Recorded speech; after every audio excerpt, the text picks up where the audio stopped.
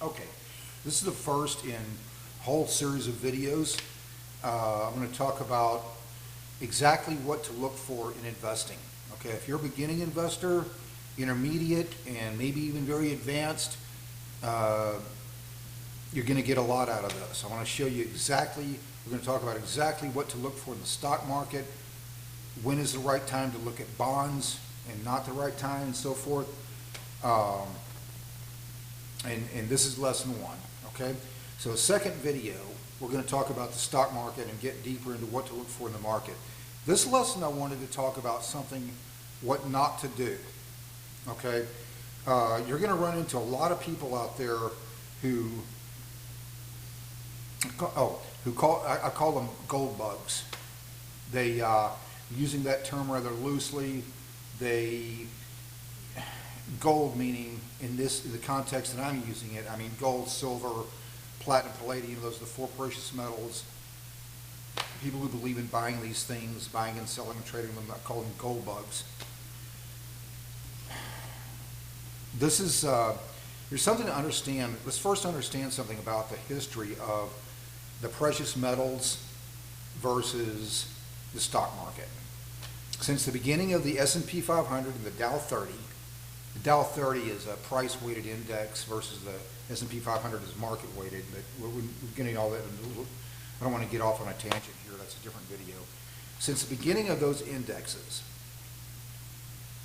well over 100 years ago, every 10-year time frame from that point, like you go up 10 years from the beginning, and then every year after that creates a different set of 10-year windows. So you have every 10-year time frame. Every single 10-year time frame since the beginning of those indexes, the metals have underperformed the index every single time. That includes, market corrections or crashes sometimes. The most obvious and worst one being, of course, October of 1929. That wasn't the only one. But even when you factor that in, the markets have still outperformed the precious metals every time. And there's no reason to think that that's not going to continue well into the future. So that's just a little bit of history about the metals versus markets. But let's just examine why is that. Metals are what's called non-productive assets. They don't produce anything. I sarcastically refer to them sometimes as yellow shiny rocks, okay?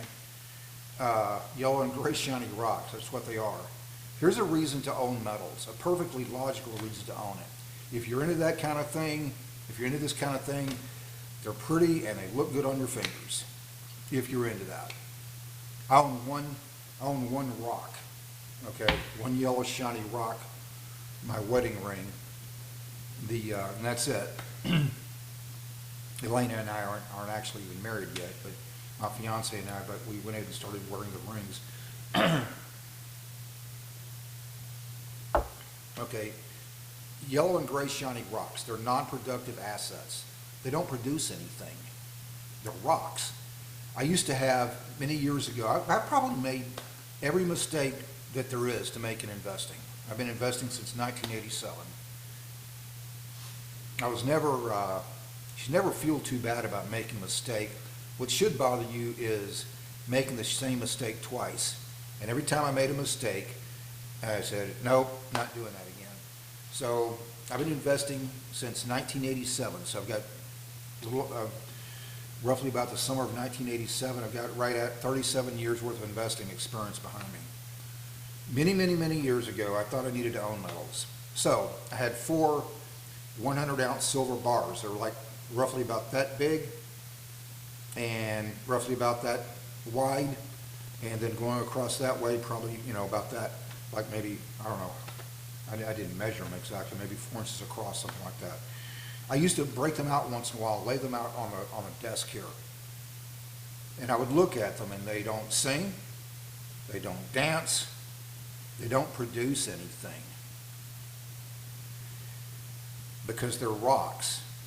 When you own stock in a company, you are an owner of capital. capital being defined as the means of production. If you buy McCormick, for example, I'm not doing stock picks here. In fact, I actually think there's better buys in that sector right now than McCormick, but I like to use McCormick as an example a lot. When you buy McCormick, you know that company, you've seen it in the grocery store all the time, you bought their products before probably. They put spices in the little bottles, amongst other things. They had food processing little packages with the name McCormick on it, right? They produce something. When you own stock in a company, you are an owner of capital, owner's equity, and you get a dividend. Here's the problem with rocks, when you own rocks. I got a bunch of peanuts here because I don't own any rocks anymore other than my wedding ring. Okay, so I got to use peanuts to kind of make an example. So let's say you own a bunch of yellow and gray shiny rocks. The rationale for that, you'll hear this all the time, is the precious metals tend to hold their value, real value, in times of inflation. Inflation rises, the prices of these metals tends to rise with it. And that's true. Generally, they do that. Here's the problem. You own a bunch of rocks. These are peanuts, okay, but I have to use something because I don't own metals anymore. So you own a bunch of yellow and gray shiny rocks. And let's just say we have some high inflation, even higher than what we've seen in the last 4 years or so. This country, the United States, I understand other people may watch this video too in Europe and other places. In the United States, we've never experienced hyperinflation before. The inflation we've experienced recently is high relative to what we're accustomed to, but not hyperinflation in the way that we saw in Brazil a few decades ago. They're experiencing like 450% inflation rates. In Argentina more recently, until they got, fortunately, the people got fed up there and elected Javier Milei, and so far it seems to be that he's, being effective in starting to get things under control, because their government spending was just out of control. I mean, they just couldn't deal with it anymore. Okay, but we do not have a magic shield in the United States protecting us from some inflation like that. We tend to take things for granted. We assume that that's never going to happen in the United States. It could. And keep government spending up, it certainly could happen. But we're talking about precious metals right now, so I wanted to relate that to this. So let's just say we had much higher inflation than what we have right now, what we've experienced in the last 4 years or so, or during the late 1970s. So,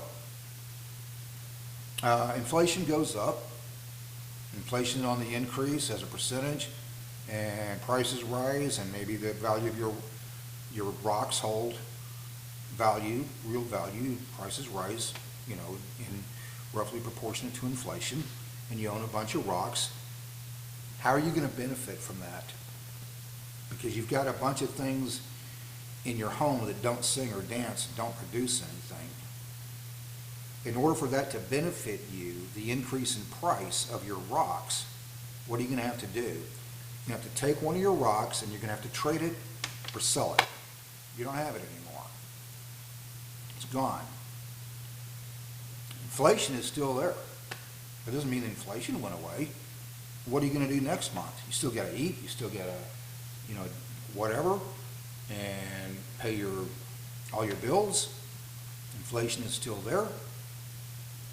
And the rocks don't produce more rocks because they're non-productive assets. So what are you going to do next month? You're going to have to take another rock and trade it or sell it. Now you have one less rock again. And very quickly, you start to realize the problem. Because the only way you can get more rocks is to take your income and buy rocks. They are not productive assets. They don't produce dividends. They don't produce anything, which means they don't have a dividend that you can use to buy more rocks. Rocks can't produce more rocks. Inflation is still there. What are you going to do the next month? In order for that increase in value to benefit you, in order to do something with it, you're going to have to realize that gain. You're going to have to sell or trade, probably sell, another rock. and see the problem. Okay.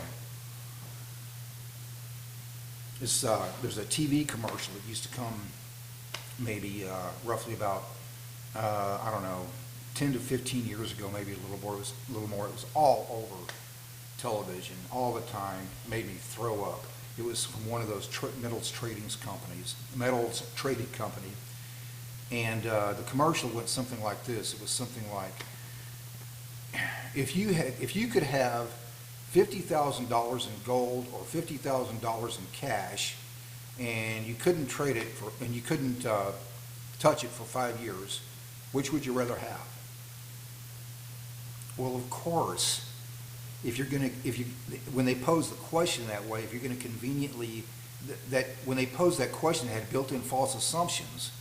You're going to conveniently limit people to just 2 options. You can say that about anything.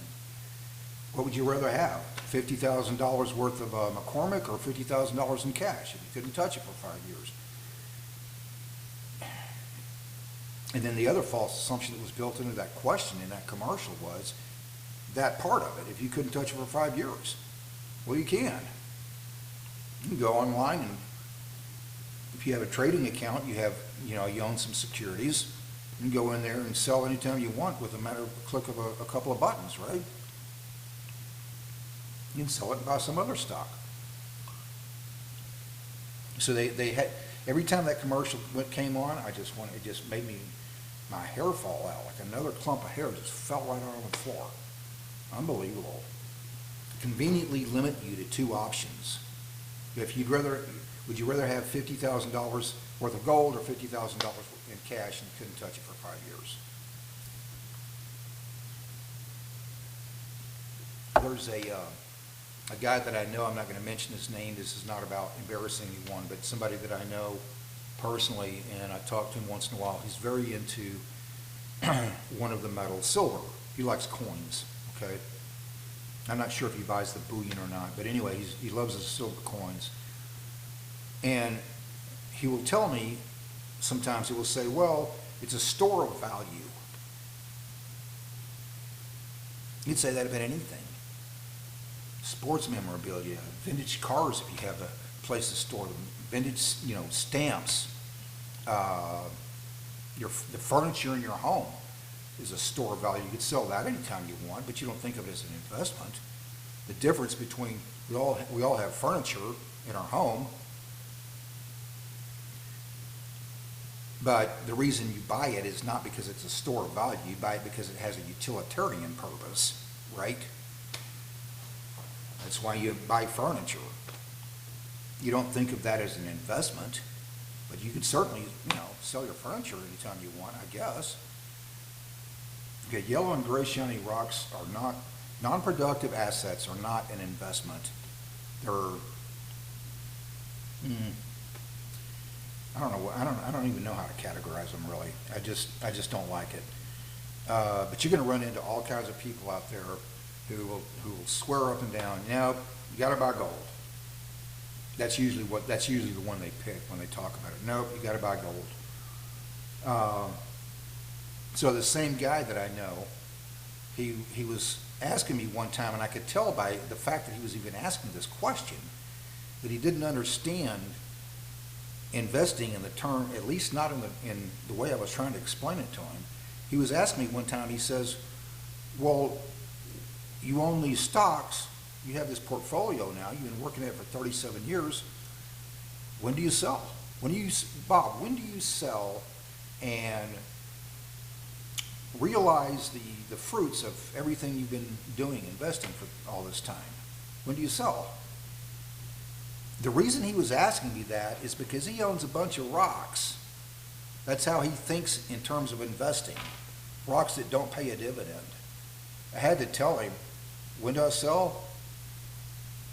I don't. There's no reason to. As I explained to him, I am realizing the fruits of everything I've been working towards and investing for 37 years. I am enjoying it. I get a dividend. You pay a dividend, you can do 3 things with a dividend. You can take part of it and buy more shares. You take part of it and maybe you want to donate to charity. you take part of it and maybe you live on it, make your life a little easier, right? So you buy more shares so you have more dividends later. We're going to talk about that. We're going to get real deep into dividend growth investing in the next video, okay? So when do I sell? I may sometimes sell a stock, do it many times, maybe several times a year. I'm not huge on trading, I don't trade every day, I'm not that type. But occasionally, like probably 4 or 5 times a year, I see something and say, you know what, I don't like that as much as I did when I first bought it. It did well for me in most cases. But now I like something else better. That happens. I may sometimes sell only to buy some other stock, but I never really just sell to get out of the market. There's no reason to. What happens when I die? Well, I'll go to my fiance, Elena. I'm 63, she's 43, she's 20 years younger than I am. So chances are, it's probable, not definite, but probable, that she outlives me. So we'll be married by the time I die. I'm 63 in good health. I don't plan on going anywhere anytime soon. But in any event, when I do die, hopefully not for another 30 years or more, so then the portfolio will go to Elena, and then we teach her children everything they know about investing, and then teach the teachers to teach. Teach them they need to teach it to their children. And you just pass it down and create generational wealth. The main point I wanted to get at in this video and why you should not be a gold bug. They're rocks, and rocks are non-productive assets. They do not produce dividend. You can't use them to buy more rocks. If you own a dividend stock, it pays a dividend, you can use that, buy more shares, okay? All right. So I wanted to cover that first before we get to lesson number 2. Why, just don't be a gold bug. It's not worth it. Invest in productive assets. So my name is Bobby Vaught. I forgot I was going to say that at the beginning of the video, I forgot. I didn't script this. I have little bullet point notes of things I wanted to cover. Covered everything. Okay, so I hope that helped understanding why you should not be a gold bug. And by that I mean loosely the 4 precious metals. Just don't put your money. I don't like putting my money into that. You have bigger fish to fry. Okay. So. Anyway, I hope that helped. Second video, we're going to get to start getting deep into stock analysis and what to look for in the stock market. And then in the next video, we're going to talk about bonds. In the next video, number 4th lesson will be I'm not sure what. I've got a list of about 50 things to cover. It's a lot. But if you just study these videos, okay, and internalize it, you're going to know more than 99.999% of the people out there. You're going to be so far ahead of the game. All right. So I hope that helped. And video number 2, lesson number 2 will come in a few days. And hope you had a great Wednesday. Bye-bye.